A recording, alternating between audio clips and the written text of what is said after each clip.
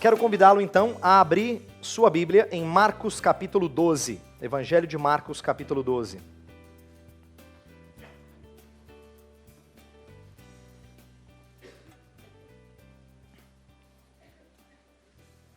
Marcos capítulo 12, eu vou fazer a leitura do verso 28 até o verso 30.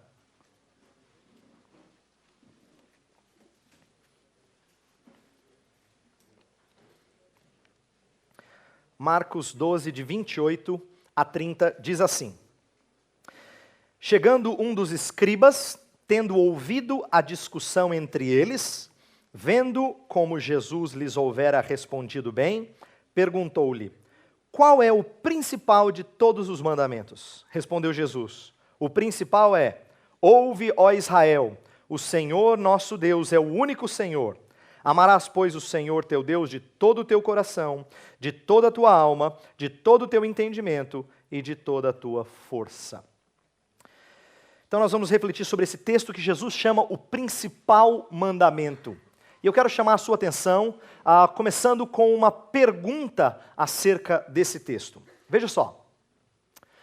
A pergunta que eu faço é: por que Jesus faz um acréscimo? Veja que do lado esquerdo está o texto do Antigo Testamento que Jesus Cristo cita nessa passagem. Ele cita Deuteronômio 6. Esse é um texto considerado pelos judeus como sendo o Shema. O Shema é uma palavra hebraica que traduzida significa ouve. É a primeira palavra desse texto. Ouve, Israel, o Senhor, nosso Deus, é o único Senhor. Então, o Shema era um texto tão precioso para o judeu que ele entendeu que era o resumo daquilo que ele tinha que fazer. E então era comum entre os judeus colocar esse texto transcrito num pedacinho pequeno de papiro e enrolá-lo e colocá-lo dentro dos filactérios. Filactérios são aquelas caixinhas que o judeu usava ou na testa, ou nas mãos, ou em algum lugar. E frequentemente, hoje em dia ainda, existe nos umbrais das portas de famílias judaicas. Eles pregam essa caixinha pequenininha, lá dentro tem o Shema transcrito, bem pequenininho, num rolinho. E quando um judeu adentra a sua casa, ele costuma passar a mão em cima da caixinha. Como quem diz: estou cumprindo o principal mandamento. Como uma espécie de lembrança do seu dever. Amar a Deus com todo o seu ser. Esse texto é o que Jesus cita na hora que um judeu, um dos escribas, o indaga. Diz assim: Jesus, o que é o mais importante? Aí ele cita. E quando ele cita Deuteronômio 6, veja só. Ele diz assim: Ouve, ó Israel, o Senhor nosso Deus é o único Senhor. Amarás, pois, o Senhor teu Deus de todo o teu coração, de toda a tua alma, de todo o teu entendimento e de toda a tua força. De todo o teu entendimento não está lá. Tem só 3 expressões lá e Jesus acrescenta uma quarta, que é de todo o teu entendimento. Então a pergunta que eu faço, eu fiz essa pergunta ao texto e eu quero externá-la a você, é: por que Jesus acrescentaria de todo o teu entendimento? E eu tenho algumas respostas que não são minhas, que são de outros livros, inclusive do pastor John Piper. Eu só quero compartilhá-las e colocar algumas dificuldades de responder a essa pergunta. Veja só, eu tenho 2 livros aqui que tratam especificamente do nosso tema. O primeiro, o autor é o Gene Edward Veith Jr., o livro chama De Todo o Teu Entendimento, e ele pega cada uma das 4 coisas que Jesus coloca e ele dá um significado para elas. Ele diz assim: coração deve ser equivalente a vontade, emoções. Alma deve ser equivalente a relacionamento pessoal com Deus pela fé.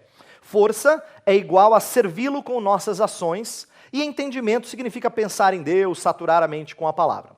O problema dessa definição é que, pega, por exemplo, alma, relacionamento pessoal com Deus pela fé. Como é que você se relaciona a Deus, com Deus pela fé, sem vontade, sem emoções, ou sem pensar em Deus? Fica meio difícil você distinguir alma de mente, por exemplo, que para você se relacionar com Deus, você tem que pensar em Deus. Para você se relacionar a Deus com fé, você tem que ter emoções envolvidas e a sua vontade tem que desejar cumprir a palavra de Deus. Então fica meio difícil de separar desse jeito. O pastor John Piper, nesse livro que eu falei, faz algo parecido. Ele diz que coração é igual a vida emocional e volitiva, alma é a nossa vida humana, força é igual a esforços vigorosos com o corpo e a mente, E entendimento é a capacidade de pensar. De novo, aqui eu vejo uma dificuldade em você tentar separar. Todos os dois autores são excelentes, estão trazendo comentários muito bons acerca do assunto que a gente vai falar, mas na hora que você tenta entendê-los de maneira separada, fica difícil você dizer que uma coisa é diferente da outra. Por exemplo, coração, de novo, emoção e vontade, e alma, nossa vida humana. Nossa vida humana é tudo, né? Você pode englobar cada uma das outras três coisas nesse aspecto de nossa vida humana, porque não é só vida no sentido de fôlego de vida, mas nosso fôlego de vida é repleto de capacidade de pensar, vida emocional, decisões e assim por diante. É difícil separar as coisas. Meu ponto é dizer assim, independente do esforço e da capacidade desses dois autores e de outros que eu tive a oportunidade de ler, eu creio que esse texto não é um texto que visa compartimentalizar. Então, minha contra-resposta à nossa tentativa de entender o porquê o acréscimo é que talvez a gente não deva ficar achando uma razão do porquê o acréscimo. Eu coloquei aqui no segundo ponto, no slide, para os gregos o entendimento era o mais prestigioso. Talvez essa seja a razão de ter acrescentado entendimento. Talvez Jesus tenha colocado entendimento porque o Evangelho de Marcos é escrito para um público gentílico, repleto de pessoas com a mente grega. E para o grego, o que havia de mais essencial era a mente, era a sua capacidade de raciocinar. Então talvez Jesus tivesse acrescentado isso para dizer, olha, se você achou que faltou alguma coisa, não faltou, de todo o teu entendimento também. Mas o meu ponto é dizer que o texto não está trazendo 3 partes ou 4 partes do ser humano. Você tem que amar a Deus de acordo com as 4 partes, hein? Não esqueça da quarta.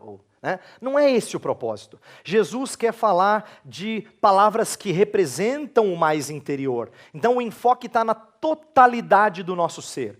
Você ama a Deus com todo o seu ser. Se você acrescentasse uma 5ª coisa, Jesus, devo amar também com a memória? E você fala, sim, com a memória também, com toda a tua memória. Quer dizer, a ideia é, não deixe nada fora. Não deixe nada fora. Aprenda a amar a Deus com todo o teu entendimento também. É o acréscimo dele também. E por que eu acho importante a gente tratar com essa perspectiva? Porque eu imagino que amar a Deus com o entendimento é uma das coisas mais estranhas para nós. É verdade. Veja só, olha as outras coisas. Se eu falasse assim para você, olha, ame a Deus com todo o seu coração. Você entende o que é isso? Até porque de vez em quando você fala assim, ó.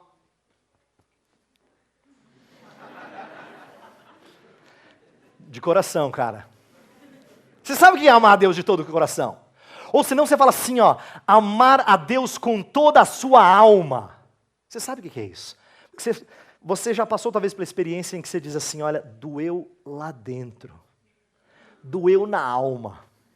Quando você leva uma rejeição ou coisa do tipo. Você sabe o que é amar a Deus com toda a sua força, né? Você gastar toda a sua energia com toda a sua força. Mas você nunca ouviu alguém chegando e falar assim, ó, eu te amo com todo o meu intelecto. É muito estranho, não é? Você não vê gente chegando e fazendo declaração de amor, dizendo, eu te amo com a minha mente. Não é comum isso. Então, parece que quando Jesus acrescenta, ame a Deus com todo o teu entendimento, você fala, Jesus, o que você quer dizer com isso? Olha só, é tão estranho, é tão separado do que a gente está acostumado, que a gente precisa repensar, a gente precisa refletir, porque amar a Deus com a mente parece um negócio totalmente estranho à nossa prática, ao nosso dia a dia. Mas eu tenho um argumento aqui. Eu acho que ele é mais comum do que você imagina. Eu acho que a gente ama com o intelecto o tempo todo. O tempo todo. Todas as vezes que você usa o seu intelecto, você o faz por amor a alguém. Nunca por causa de coisas, sempre por causa de pessoas. Você fala, pastor, desculpa, com essa eu discordo. Porque eu conheço gente que usa o seu raciocínio por causa de dinheiro. Aí outro vai dizer assim, não, eu conheço gente que usa o seu raciocínio por causa de fama. Ou por causa da sua carreira. Mas na verdade essas pessoas estão fazendo não por causa de dinheiro, fama ou carreira. Por causa do seu dinheiro, da sua fama, da sua carreira. De que vale dinheiro, fama e carreira se não tem quem possa usufruí-las? sempre é pensando em alguém, ou você ou outra pessoa. Cada vez que você usa o seu intelecto, você pensa em atingir alguma coisa. Pode ser um reconhecimento, pode ser um louvor, pode ser um estágio melhor, pode ser um emprego melhor, não importa. Cada vez que você usa o seu intelecto, você o faz por interesse a alguém. Seja você ou outra pessoa. E eu quero também argumentar que o valor do que você faz com a sua mente é proporcional ao valor da pessoa para quem você dedica. Sabe quando alguém escreve um livro e você olha lá na dedicatória, no começo do livro, você normalmente percebe que a pessoa chama a atenção de alguém muito importante na vida dela ou dele, né? Então, ela dedica para a sua família, por exemplo. É muito comum dedicar para alguém da família. Por quê? Porque é uma pessoa tão querida, tão próxima. Alguém com quem a gente se identifica e que sabe que esteve ao nosso lado em todo momento.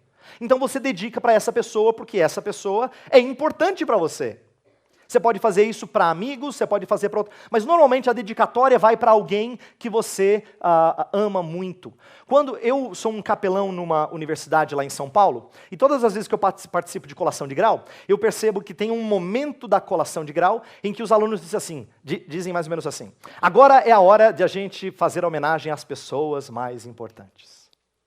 Aí vai ser alguém que, representando os alunos, vai homenagear os pais. Por quê? E aí quando eles homenageiam os pais, normalmente um aluno representante da turma vai dizer assim: olha, esse grau não é nosso, esse grau é de vocês, nós só estamos aqui porque vocês nos apoiaram. E aí começa a fazer os elogios. É tudo igual, eu já vi dezenas. Mas o ponto não é desprezar. O ponto é dizer que a gente sabe que a coisa fica importante quando a gente dedica para alguém importante. A gente sabe disso. Você sabe que fica mais valioso quando você dedica para alguém que importa.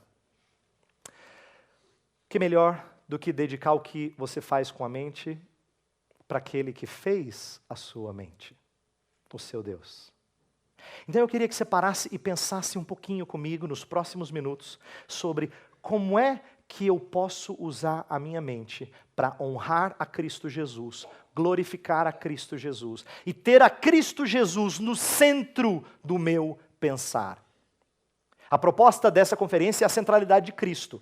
A gente está acostumado a pensar na centralidade de Cristo em outras coisas, como por exemplo, na hora de cantar louvores a Deus, na hora de ouvir a pregação da palavra, mas a gente não está acostumado a pensar na centralidade de Cristo quando a gente está usando a mente fora de tempo de culto.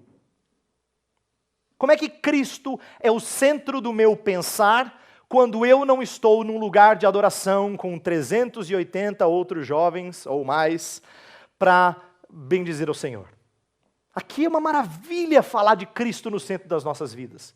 Difícil é quando você está na empresa e a maioria das pessoas desprezam você, desprezam a sua fé.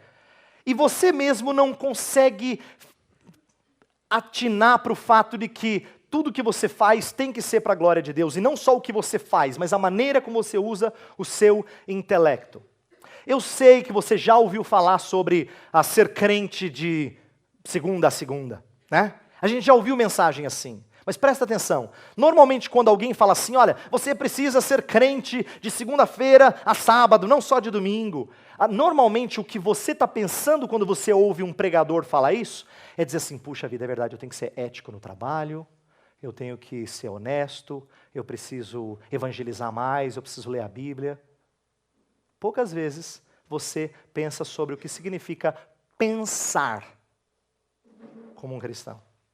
Resolver os problemas da empresa como um cristão. Ser um estagiário que se destaca dos outros porque pensa como cristão. Essas coisas normalmente não passam na nossa cabeça. Mas Jesus fala, ame o seu Deus com todo o teu entendimento. Agora, o que é amar a Deus com entendimento? Então a gente tem que pensar um pouquinho nisso. Amar com a mente faz parte do amar com integridade. Integridade é amar por inteiro. E a gente tem que se dar por inteiro ao Senhor. Eu estou falando isso porque quando eu falo entregue-se totalmente ao Senhor, seja alguém submisso ao Senhor, você normalmente pensa em conduta, na forma como você vive. É o que vem à mente da maioria dos crentes, porque a gente foi treinado assim. A gente foi treinado a pensar que ser um cristão por inteiro, um cristão totalmente consagrado ao Senhor, a gente tem até os chavões, o palavreado bíblico que a gente usa sempre, é uma pessoa que tem uma conduta correta de segunda a segunda. Mas a gente não pensa sobre alguém que pensa como cristão o tempo todo, seja no trabalho, nos estudos, ou mesmo no dia a dia, em casa. É isso que a gente precisa resgatar e eu acho que nós temos perdido. Não se refere só ao estudo da Bíblia, pode ser em relação ao estudo da Bíblia. Inclusive tem algo muito fantástico acerca do amar a Deus com entendimento em relação à Bíblia. Que gente que ama a Deus com entendimento sabe que tem que estudar esse livro, que tem que mergulhar nesse livro, que precisa entender cada parte desse livro para você crescer no conhecimento de Deus. Isso é maravilhoso, mas amar a Deus com a mente não é só estudar a Bíblia. Amar a Deus com a mente é também o outro livro que revela sobre Deus, o livro da criação. Amar a Deus com a mente é conhecer o que Deus faz, é conhecer as suas obras e encontrar prazer em Deus. O pastor John Piper, nesse livro que eu recomendei, ele cita esse verso, e é um verso muito interessante. Eu convido você a abrir lá no Salmo 111, verso 12. Verso 2, perdão. Salmo 111, verso 2, olha o que diz o salmista. Ele fala assim, ó: grandes são as obras do Senhor, consideradas por todos os que nelas se comprazem. Vou repetir. Grandes são as obras do Senhor, consideradas por todos os que nelas se comprazem. Veja que tem uma lógica, tem um raciocínio aqui do processo. Para você escrever um salmo desse, primeiro você tem que considerar as obras do Senhor. Depois você tem que ter prazer nas obras do Senhor, para depois você falar assim, de fato, grande é o Senhor. Perceba que o salmista está exaltando a Deus, porque ele olha para as obras do Senhor e ele fala assim, meu Deus, o Senhor é muito grande. Que coisa linda. Ele olha para aquilo que Deus faz e ele se encanta, não importa se é o estudo do tempo, se é geologia, se é história, se é biologia, se é o corpo humano, ele estuda e ele fala, meu Deus é grande. Porque ele se compraz, ele tem alegria nas coisas que ele estuda acerca de Deus, o que Deus faz. Então, o salmista não está falando só de estudar a Bíblia, ele está falando de se alegrar nas coisas que Deus fez. E tudo aquilo que nós fazemos no nosso dia a dia, não importa a sua profissão, não importa o seu treinamento, não importa se você foi para faculdade, não foi, se você tem pós-graduação, não tem, se você faz alguma coisa, você faz algo que está relacionado ao que Deus criou. E a gente tinha que aprender a ter prazer nas coisas que Deus criou. E é disso que o salmista fala, valorizar a Deus, louvá-lo pelo que se aprende. Isso aqui é uma coisa pouco cultivada no nosso meio, eu imagino. Pensar funciona para despertar e expressar o amor. Isso aqui é uma coisa muito interessante. Veja só, pensar é importante porque primeiro ele desperta o amor por Deus. Quando você começa a pensar em Deus, quando você é levado a refletir mais sobre Cristo Jesus, o nosso Salvador, isso desperta mais amor. O problema dos evangélicos que não querem pensar, que são anti-intelectualistas, é que eles sempre vão ter um amor muito reduzido pelo seu Salvador. Estou falando sério aqui. As pessoas acham que elas podem ser dedicadas ao Senhor e elas não querem pensar e conhecer mais o Senhor. Porque o conhecimento de Deus foi um veículo que Deus deu para que nós cresçamos no amor por alguém. Quando você conhece alguém, uma moça, um moço, em quem você está interessado, você sabe muito bem que não dá para amar essa pessoa e ficar longe. Você quer ficar perto. Sabe por quê? Quando você se interessa por alguém, você quer conhecer mais. E quanto mais você conhece, mais você se encanta por ela. E o conhecimento é importante, porque às vezes leva ao contrário, mas se é alguém que você de fato ama, você vai amar plenamente. Mas perceba a importância do conhecimento. Porque às vezes você vai conhecer alguém e vai dizer, não era o que eu pensava. E às vezes era, mais do que você pensava. E com Deus é assim. Com Deus a gente não só é despertado pelo conhecimento dele, a amá-lo mais, mas o conhecimento é a própria expressão do nosso amor. Quando você conhece as obras do Senhor, se compraz nelas, você expressa amor pelo seu Deus. Sabe, a gente precisa conhecê-lo mais para que nós o amemos mais. E quanto mais o amamos, mais queremos conhecê-lo. Isso me faz lembrar de uma história, de uma ilustração que eu aprendi a partir das Crônicas de Nárnia, do C.S. Lewis. Nas Crônicas de Nárnia tem um momento em que a Lucy, a menininha mais nova, sai da terra de Nárnia e ela vai passar um ano fora. E ela volta depois, entra pelo guarda-roupa e volta para Nárnia. E quando ela volta para Nárnia, uma das primeiras coisas que acontece, ela vê o Aslan, né, o leão, e quando ela vê o Aslan, ela fala, uau, como você cresceu! E o Aslan fala assim, não, eu continuo o mesmo. Quem cresceu foi você. Interessante que quanto mais a Lucy crescia, maior o Aslan ficava. Quanto mais eu cresço, maior fica o meu Deus, aos meus olhos. Quanto mais você cresce, maior fica o seu Deus, aos seus olhos. É assim. Por isso que a gente precisa conhecê-lo mais e conhecer as coisas que ele fez. Amar a Deus com o entendimento. Agora, veja que Jesus diz, amar a Deus com o teu entendimento. Por que eu digo isso?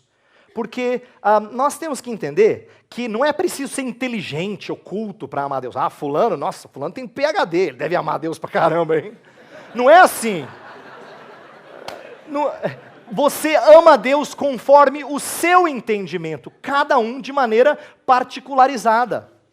Jesus não elitiza o mandamento, ele não fala assim, olha, faça o favor de crescer no entendimento, porque é só assim que você pode me amar. Não, Jesus personaliza o mandamento, dizendo assim, ame ao seu Deus com o teu entendimento, com as capacidades que Deus te deu, com tudo que Deus deu ao seu entendimento. Isso aqui é precioso. Jesus sabe entender que cada um ama a Deus conforme suas próprias capacidades. E isso é lindo. Sabe por que é lindo? Porque a gente tem um pouco mais de amor, de caridade em relação aos outros membros da igreja. Eu digo que na igreja a gente tem uma diversidade muito grande, inclusive intelectual. Se você faz parte de uma igreja bastante mista, em termos de grupos sociais, socioeconômicos, você sabe do que eu estou falando. É possível que você tenha gente na sua igreja que seja gente simples, que nunca terminou primeiro ciclo do ensino fundamental. Talvez mal aprendeu a ler. E você tem doutores também, você tem gente nas mais diversas áreas, competente, gente bem-sucedida. E sabe o que é curioso acerca disso? A igreja reúne gente distinta num mesmo lugar e iguala a todos. A igreja de Cristo Jesus não faz casta, mais inteligente, menos inteligente. Quando faz, ela peca. Quando Jesus ensina a amar a Deus com o teu entendimento, o que Jesus está querendo fazer é nos estimular a amar, mas também ele personaliza de tal maneira que isso exija um grau de caridade, um olhar caridoso um para o outro. Entenda assim, se uma pessoa inteligente acha que amar a Deus com entendimento é ser intelectualmente inteligente, né? Ele vai desprezar quem não tem essa habilidade intelectual. E quem não tem habilidade intelectual vai achar que o outro é arrogante. Então, amar a Deus com o teu entendimento resolve esse problema. O Senhor Jesus nos ensina a desenvolvermos, na medida das nossas capacidades, o seu intelecto para amar a Deus. E amamos a Deus conforme nossa habilidade, qualquer que seja a nossa esfera de atuação. Olha só, alguns são bons de livro, outros já não são muito do livro, né? É verdade, a gente sabe disso. Alguns são mais aptos nas ciências, outros nas artes, uns são mais teóricos, outros são mais práticos. Não importa. O que importa é que amar a Deus com entendimento significa toda atividade que você é capaz de fazer. Pegue o que você é melhor em fazer e ame a Deus com o teu entendimento. Essa é a ideia, de você usar as suas habilidades, aquilo que é particular seu. Então, aprenda que não tem um jeito de amar a Deus com entendimento, mas tem um jeito que agrada a Deus. É amar a Deus com todo o teu entendimento. Tá? Inclusive, vem agora a próxima parte que vai ficar mais difícil. Porque amar a Deus com entendimento a gente já viu rapidamente. Amar a Deus com o teu entendimento a gente já viu. Duro é amar a Deus com todo o teu entendimento. Inclusive, essa é a ênfase do texto. O texto repete várias vezes: amar a Deus com todo o teu coração, com toda a tua alma, com todo o teu entendimento, com toda a tua força. 4 vezes o todo, para dar esse senso de 100%. Como a gente às vezes brinca, 110%, né? Para dizer, olha, tudo e um pouco mais. Mas Jesus está falando dessa integridade, dessa inteireza de amor. Amar a Deus com todo o entendimento. O pastor John Piper fala que isso significa amar a Deus extensiva e intensivamente. Extensivamente no sentido de engloba cada área da nossa mente. E intensivamente seria com todas as forças em cada área da mente. Né? Então assim, você não ama a Deus só em partes, mas em todo. Por que eu estou dizendo isso? Eu repito, eu volto àquele ponto que eu falei no início. Nós estamos habituados a entender o uso da mente para algumas coisas específicas, para louvar a Deus, para engrandecer a Deus, para amar a Deus, mas não em cada atividade da mente. Então a gente precisa, na hora que você está desenvolvendo um programa de computador, você tem que pensar que você tem que expressar amor a Deus ao fazer isso. Quando você está terminando o seu TGI, você tem que pensar nisso. Você está desenvolvendo o seu conhecimento em amor a Deus. Então é extensivamente e intensivamente. E aí é o que eu vejo como eu e você estamos em dívida com Deus. Não estamos? Porque poucas vezes a gente para pensar em amar a Deus com a nossa mente. Muito menos amar a Deus com toda a nossa mente. Romanos 13:8 fala assim: a ninguém fiqueis devendo coisa alguma, exceto o amor. Se a gente deve para os homens, imagina para Deus. Eu acho que eu e você estamos longe de amar a Deus com todo o nosso entendimento. Porém, Jesus nos exorta a fazer, ainda assim. Ele coloca o ideal e nos chama e nos convoca a ir atrás do ideal, que é amar a Deus com todo o nosso entendimento. Agora, existe um caminho aqui para a gente começar a pensar. O que seria esse amar a Deus com todo o teu entendimento? Eu quero falar um pouco mais delongadamente aqui sobre isso, porque esse é um assunto que talvez você já tenha ouvido, mas eu acho que a gente não pensa nas ramificações com muita facilidade. Não dicotomizar a mente. Você aprender que não tem atividade da mente que é sagrada e atividade da mente que é secular. Nós fazemos isso frequentemente. Você sabe que tem música de Deus e música que não é de Deus. Criança pensa assim, verdade. Lembro um tempo atrás, a minha mais velha, a Bianca, ela chegou assim e falou assim: papai, posso cantar essa música? Ela não é de Deus. Fez aquela cara assim. Tipo, ela não é de cantar na igreja. Mas olha que interessante, até para os nossos pequeninos, e eu me vejo nessa dificuldade, nós não sabemos definir o que é de Deus e o que não é de Deus. Por quê? Porque a gente tende a definir o que é de igreja e o que não é de igreja. Ao invés de dizer o que honra o Senhor e o que não honra o Senhor, seja de igreja ou não. É assim que a gente tinha que definir música de Deus e música que não é de Deus. Mas a gente não pensa assim. A gente divide a nossa vida entre o tempo que eu estou na igreja e o tempo que eu estou fora da igreja. E se você ama o Senhor, você fala assim: isso aqui é uma canseira, porque o que eu quero estar é aqui. Aqui você sorri, aqui você se alegra. Para muitos cristãos, a igreja é um lugar de desabafo. Por que você acha que igrejas promovem cultos todos os dias, em vários horários?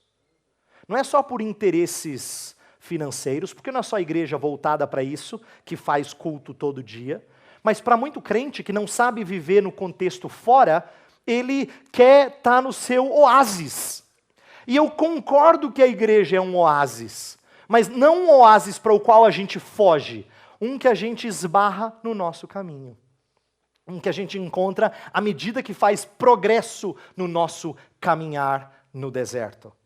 Eu estou dizendo isso para você entender que tem cristão que falha porque só quer igreja. Ele dicotomiza o sagrado e o secular. Mas tem cristão que também acha que não tem nada a ver, pastor. E quando ele acha que não tem nada a ver, ele também dicotomiza, achando que isso aqui não desonra o Senhor, porque isso aqui é o secular, entendeu? Eu não estou falando de louvar a Deus, não estou falando de música na igreja, estou falando de... Então, essa divisão ela é muito comum. E aí eu me pergunto, será que toda a nossa atividade, religiosa ou não, é norteada pela nossa fé? Será que tudo que a gente faz é dirigido pela nossa fé em Cristo Jesus? Pela nossa devoção a Cristo Jesus? E eu quero falar especificamente de como nós estamos, às vezes, tão enredados, tão levados pelas pessoas no que diz respeito a pensar como outros, que a gente não sabe o que significa pensar como um cristão. Eu vou repetir um exemplo aqui que eu dei no ano passado, mas como nem todo mundo ouviu, porque foi num workshop, eu vou repetir aqui com a intenção de ilustrar. Eu tenho dito que às vezes a gente não percebe tão facilmente como nós pensamos como o mundo. O exemplo, primeiro, eu vou dar alguns, mas esse é um exemplo que eu quero dar. Eu faço a seguinte pergunta: o que um casal precisa para estar pronto para casar? Eu tenho falado isso repetidas vezes, eu não me canso de falar, porque eu sinto que é um dos males mais comuns no nosso meio. Porque o que tem acontecido entre jovens como vocês e os seus pais é pensar que antes de casarem, antes de estarem prontos para casar, vocês precisam ter pelo menos uma estabilidade financeira. E essa expressão, estabilidade financeira, virou o nosso alvo. Ele parece crente, porque você diz assim, ó, eu não quero ser rico, eu só quero assim ter uma estabilidade financeira. Entendeu? Eu não quero muito dinheiro, eu não quero conforto, eu só quero sim estabilidade financeira, né? Então assim fica legal, porque, Senhor, eu acho que eu não estou tendo problema com o dinheiro, eu só quero assim ter tranquilidade, eu só quero estar ok quanto a isso. Agora, sabe o que me aflige acerca dessa maneira de pensar? Porque normalmente estabilidade financeira significa nós dois terminamos a faculdade, se você está no mestrado, termina o mestrado antes. O pai e a mãe falam, minha filha, não vai terminar o mestrado? Né? Como é que ele vai dar conta de pagar o mestrado? Então, vamos terminar o mestrado antes. E se engatou o doutorado, porque aí o professor do mestrado fala, você tem que ir para o doutorado. E você vai para o doutorado. E agora, é o caso, eu vou para o doutorado. Agora, veja só, não é só isso, não é só estudo. Porque depois que você comprou o terreno, você tem que começar a construir. E você sabe que construção vai dinheiro. E depois tem mobília. E o vestido, e a festa. E não é fácil, pastor. A gente está tentando, mas não é fácil. O senhor fica falando assim para a gente casar, mas não é assim. Por que eu estou dizendo isso? Sabe por quê? Eu estou preocupado com isso. Eu sinto que tem muita gente boa lá fora que pensa igual a você. Gente boa. Eu trabalho numa universidade com muita gente descrente, muito secularizada. E tem ótimos estudantes lá. Tem os bagunceiros também. Mas tem gente muito cabeça no lugar. Namorando, firme, pensando em casamento. Mas o que ele quer antes é estabilidade financeira. Eu fico perguntando, por que os jovens nossos pensam igual? Pastor, qual é o problema disso, pastor? O problema não é a coisa em si, é o que a gente busca nela. Eu vou ilustrar. O tal da estabilidade financeira, na cabeça da maioria de vocês, é assim, pastor, eu já sei, eu entendi o problema. Quando a gente busca estabilidade financeira, você namora 3, 4, 5, 7, 8, 9, 10 anos. E aí, pastor, é complicado aguentar, né? Você sabe do que eu estou falando. É difícil segurar os hormônios. Eu sei, pastor, eu estou entendendo o que você está falando, é perigoso. Mas fique sabendo que a gente está tranquilo, Deus nos preservou até aqui. Não é disso que eu estou falando. Embora o delongar o casamento seja um perigo para quem quer namorar de maneira santa, o meu problema não é esse. O meu problema é que quando você busca estabilidade financeira, você busca confiança em outro que não o Senhor. Eu sinto que a gente pensa igual ao mundo, gente. A gente pensa igualzinho ao mundo. Você busca a mesma tranquilidade e certeza que o mundo busca. E eu não quero que você seja assim, porque você diz que você ama Cristo, eu também. Então, por que não pensar em casamento em moldes meio radicais? Eu não estou dizendo para fazer bobagem, não é isso não. Fazer loucura, não é isso. Mas é dizer que talvez dê para casar sem chegar naquele patamar que você sonha. Talvez dê. Talvez seja muito bonito construir junto. Talvez seja até motivo de recordação e de prazer quando você falar assim, ó, só consegui minha casa própria lá na frente. Não há nada de vergonhoso nisso. E eu estou dizendo isso a você porque eu queria que você pensasse e mastigasse essas coisas, esses conceitos, de maneira que você processasse isso como alguns dos seus pais não conseguem mais. Seu pai pensa em você como o menininho, a menininha deles. E eles querem dar tudo para você que eles não tiveram. Engraçado, eles não tiveram, não passaram mal. Né? Foram bons pais. Mas eles querem que você tenha tudo que eles não tiveram. Olha só. Não é esquisito? Em vez de dizer assim, não, eles vão sobreviver se eles não tiverem. Nós também não tivemos. Mas não. A ideia é sempre progredir. Eu fico pensando assim, onde é que chega, né? Então, esse é um exemplo. Mas tem mais coisas que mostram que a gente não pensa como um cristão. Eu quero dar um exemplo agora típico de trabalho. Somos profissionais que são cristãos ou cristãos profissionais? O que eu quero dizer com isso? Profissionais que são cristãos é fé anexada à vocação. Cristãos profissionais é fé transformando a vocação. Seria mais ou menos como, o primeiro exemplo, profissionais que são cristãos, você conhece um monte. Um monte. Se eu perguntasse assim, você conhece algum médico que é cristão? Você vai dizer, um monte. Agora, se eu perguntar, você conhece um médico cristão? Eu ouso dizer que talvez você não conheça. Talvez você não conheça. Não estou dizendo que não haja, mas não tem muitos por aí. Por quê? Porque fé pra gente normalmente é igual, fé e trabalho são igual duas peças de Lego. A gente acha que a gente está fazendo assim de maneira fantástica se a gente conectar as duas. Mas são duas partes separadas. Você consegue tirar, você consegue separar, você consegue desconectar. Eu me empolgo mais quando eu vejo cristãos cuja fé transforma, permeia, adentra toda a sua vocação, o seu trabalho. Lembra que quando Jesus falou de influência, ele usava exemplos desse tipo, como o caso do fermento. O fermento é uma coisa que você não enxerga, mas está lá, permeando toda a massa do pão e fazendo ele crescer.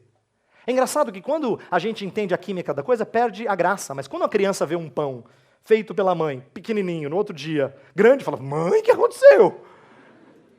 Porque ela não enxerga, não vê, e de fato é fantástico. Se você não entende a química, parece até mágico, né?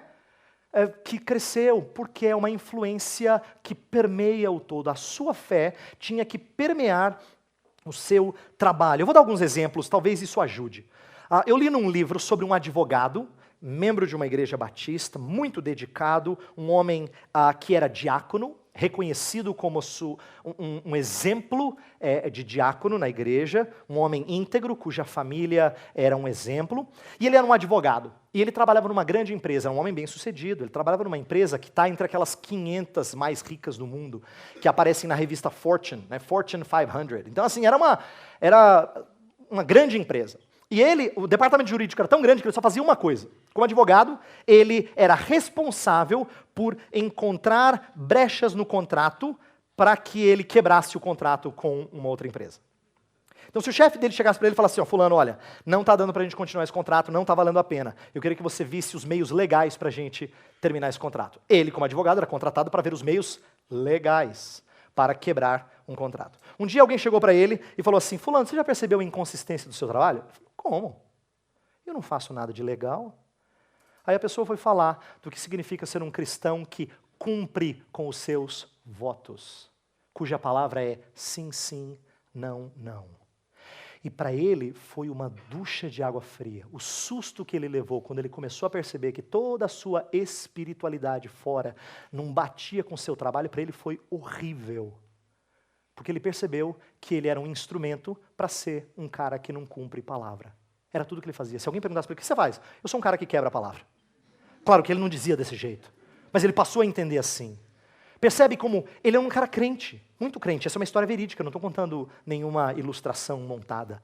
Um homem que percebeu que tinha alguma coisa, ele não tinha parado para pensar como a sua fé influenciaria o seu trabalho. Ele estava fazendo algo que estava dentro da lei. Achando uma brecha, alguma coisa que o contrato não tivesse contemplado. Entendeu? Mas ele não percebeu como a sua fé deveria nortear o seu trabalho. Eu estou dizendo isso porque quando eu perguntei, você conhece algum médico cristão? Eu quero dizer assim, um médico que reflete sobre as tentativas de evitar o envelhecimento e pondera sobre isso de maneira cristã. Você já percebeu como essa é uma loucura, uma fissura do ser humano hoje? Como a gente faz de tudo, seja produtos ou intervenções cirúrgicas ou qualquer coisa, a fim de você evitar o envelhecimento. Por quê? Porque na nossa cultura, principalmente ocidental, envelhecer é sinônimo de fraqueza. Ninguém fala mais de envelhecer como sinônimo de sabedoria. Você quer aparentar 20 anos mais jovem. E essa cultura tem influenciado tanto a gente que nem os médicos que são cristãos conseguem pensar nisso de uma forma cristã. Não estou falando só disso. Estou falando de outras coisas. Vamos falar de coisas que são até saudáveis em certos momentos, mas pode ser usado de maneira pecaminosa. Quer ver uma intervenção recente que tem alegrado a muitos? Cirurgia bariátrica. Por quê? Porque ela é uma maneira de você cortar com um pecado seu. Você tem solução, cara. Pode continuar a comer. Eu não estou aqui, por favor, eu não estou aqui frustrando você que é da área médica e sabe dos efeitos positivos que talvez isso tenha na vida de alguém, para evitar o óbito de uma pessoa morbidamente obesa. Não é isso. Eu só estou dizendo que nossa cultura faz sem pensar nos valores que alguma coisa carrega. E eu queria que você começasse a pensar nos valores que isso carrega. No que isso, porventura, proporcione a você. Pensa num arquiteto. Eu estava falando na faculdade de arquitetura, lá do Mackenzie, onde eu trabalho, e na faculdade de arquitetura chegou um moço que ia dar uma palestra, e um cara muito legal, um britânico que tem uma ONG que cuida de comunidades carentes, e principalmente comunidades pós-desastre, reconstruindo a vila deles, as casas e tudo mais. Então uma palestra que deixa assim, muito ímpio, empolgado a ser bonzinho. Mas aí eu fui falar de como as casas que nós construímos são uma coisa fantástica. O arquiteto tem uma vantagem na mão de suprir um dos os maiores anseios do ser humano, que é ter o seu próprio cantinho. É lindo isso. Sabe por quê? O ser humano não consegue ser nômade por muito tempo. O ser humano tem necessidade de pertencer a um lugar. Ele quer chegar num lugar e falar assim, esse é o meu domínio, aqui eu sou rei. Né? Ele quer a sua casa, tanto é que a gente faz uma distinção de casa e lar. A gente sabe que uma casa é uma coisa, mas o meu lar é outra coisa. E você quer que a sua casa seja o seu lar. Então quando um arquiteto trabalha para alguém e projeta uma casa e a pessoa diz assim, isso aqui é a minha casa. Você acabou de satisfazer um dos maiores desejos do ser humano, mas sabe uma coisa curiosa? Essa casa se vai. Como aquela palestra no Mackenzie tratava, desastres tomam casa. Dívidas tomam casa. Desapropriação do governo toma casa. Essas casas se vão. Mas sabe por que elas são tão belas para nós? Porque elas são um símbolo de uma permanência que não se vai. Não se turbe o vosso coração. Vou para junto do meu Pai para preparar-vos um lugar. Na casa do meu Pai há muitas moradas. Se assim não fora, eu vou-lhe teria dito, pois vou preparar-vos lugar. Jesus ia preparar lugar porque Jesus também é arquiteto. Só que Jesus não prepara casa cujo tsunami derruba. Entendeu? E tudo que a gente faz aqui é só um vislumbre de coisas mais sublimes lá na frente. Eu estou querendo que você pense um pouco no seu trabalho, naquilo que você faz, com uma mente de Cristo. Com uma mente que não é só igual. Você pode ter o treinamento que os outros têm, mas pensar como um cristão. Último exemplo. Somos seguidores de cultura ou formadores de cultura? Esse é um dos problemas comuns no meio evangélico brasileiro, em que a gente parece que só imita o que os outros fazem, só que a versão gospel. Você bota o rótulo gospel, pode, né? Aí pode, que você faz gospel. Então assim, tal estilo de música não pode, né, pastor? Mas se for gospel, pode, né, pastor? Tanto é que nós não sabemos como desenvolver música que não seja cristã. Quer ver? É um negócio engraçado. Cristão não sabe entender que tem música que tem espaço dentro da igreja e tem música que não tem espaço dentro da igreja. Mas não há nada de errado com isso. Não é porque não tem espaço dentro da igreja que é pecaminoso. Tanto é que todo cristão que compõe alguma coisa, ele sempre pensa em tocar na igreja. E se ele tem uma banda e eles têm composições próprias, ele pensa em tocar no culto. Porque que espaço que o cristão toca, se não no culto? Por quê? Porque tocar fora... Eu quero que você entenda uma coisa. Nós somos pessoas que frequentemente imitamos cultura dos outros. E você pode ser um cara de igreja o tempo todo e ser tremendamente mundano, sabia disso? Porque mundanismo não é uma coisa que você faz lá fora, é um vírus. Ele pega em você e você pode estar dentro da sua igreja e sendo completamente mundano, porque você raciocina como o mundo raciocina.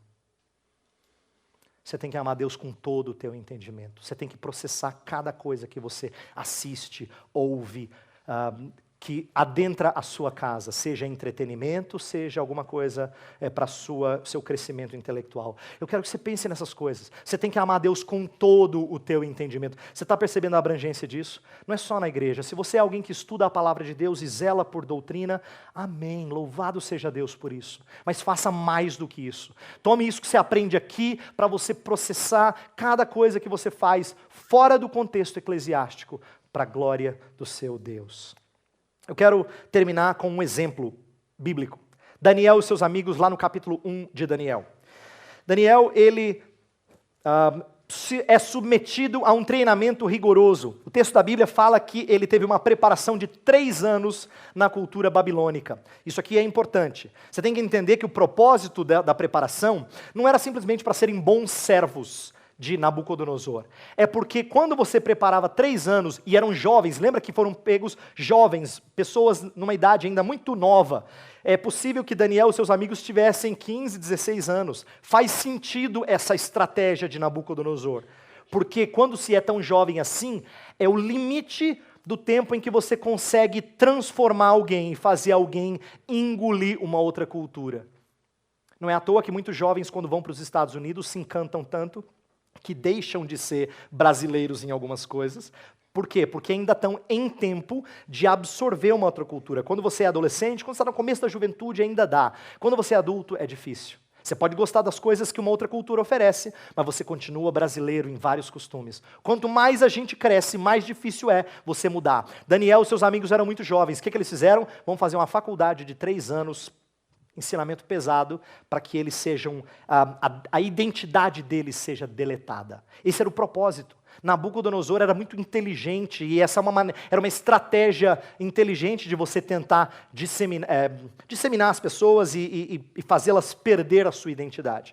Daniel e seus amigos passaram por isso. 3 anos. O que eles aprenderam?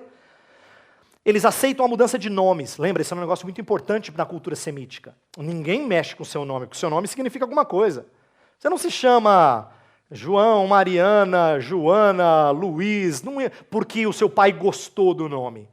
Naquela época, você tinha o nome porque aquela era uma história de vida. Você tem frequentemente na Bíblia casos de fulano recebeu tal nome porque aconteceu isso, isso, isso.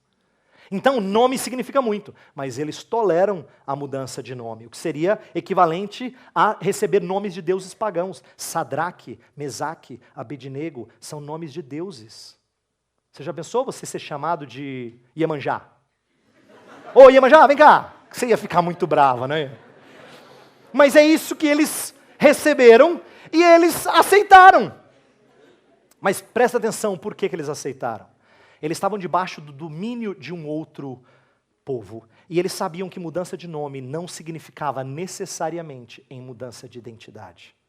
Segunda coisa, eles recebem educação babilônica. E não pense em educação babilônica só estudar física, química, não. Era magia, astrologia e tudo mais. Sabe por quê? Naquela época não tinha distinção entre o que é mágico e o que é científico. Essa é uma distinção pós-iluminismo. Aquela época é mais parecida com o filme do Thor. Se você viu o Thor, tem um momento que o Thor fala assim, ó, na minha terra não tem separação entre ciência e magia. Por quê? Porque naqueles tempos, olha só que interessante, os babilônicos, eles conheciam as estrelas, eles faziam astronomia, mas não pense que era separado de astrologia. Essa é uma separação moderna, você e eu pensamos assim, eles não pensavam assim. Eles faziam ciência conectada com esoterismo, porque eles entendiam o significado de alguma coisa. Então, não tinha dicotomia, eles entendiam como uma coisa só. E eles ensinaram tudo isso para Daniel, seus amigos, e eles aceitaram. O que eles não aceitaram foi a dieta alimentar, que seria uma desobediência explícita ao Senhor. Seria quebrar os mandamentos do Senhor. Primeiro, porque na dieta alimentar você comia carne que não seguia a dieta judaica. A dieta dos babilônicos, dos caldeus, não seguia a dieta judaica, então eles iriam quebrar os mandamentos. E segundo, porque quando um babilônico comia, ele fazia em culto ao seu Deus. E aí Daniel falou, não dá. Ele pede ao Senhor que o Senhor o livre disso, e o Senhor o livra disso. E aquele chefe dele o libera disso e deixa ele ter uma outra alimentação. Agora, o que eu quero tirar de lição disso? Presta atenção. eles receberam um ensinamento. E esse ensinamento foi muito bom. 3 anos da melhor faculdade, da Federal da Babilônia. Eles estudavam no lugar.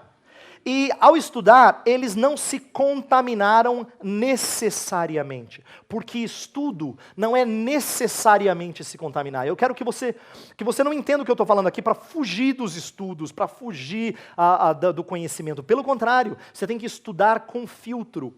Eles estudaram e Deus lhes deu conhecimento, diz o verso 20. Porém, quando terminou, e Nabucodonosor foi ver como é que eles tinham se dado nessa preparação, diz o texto lá no verso 17 que eles eram muito mais doutos do que os demais. E a minha pergunta é, por quê? Mesma faculdade, fizeram a Federal da Babilônia. A razão é porque eles tinham uma visão de mundo diferente. Em termos de conhecimento, eles tiveram as mesmas coisas. Só que eles tinham a vantagem de ter uma visão de mundo muito mais coesa, onde as coisas, o conhecimento faz muito mais sentido. O que eu quero dizer para você é que você tem a vantagem de estudar nas faculdades que os seus colegas estudam, só que eles não têm a visão de mundo que você tem. Você tem todas as condições de conseguir ser muito mais douto. Não é só por ser mais inteligente, mas as coisas fazem sentido na sua vida, elas se encaixam. Você tem condições de trabalhar de maneira em que a sua fé permeia o seu trabalho, porque a sua visão de mundo lhe dá isso. Não perca isso. Não jogue isso fora. Não ame a Deus só com a sua boca na hora do louvor, cantado.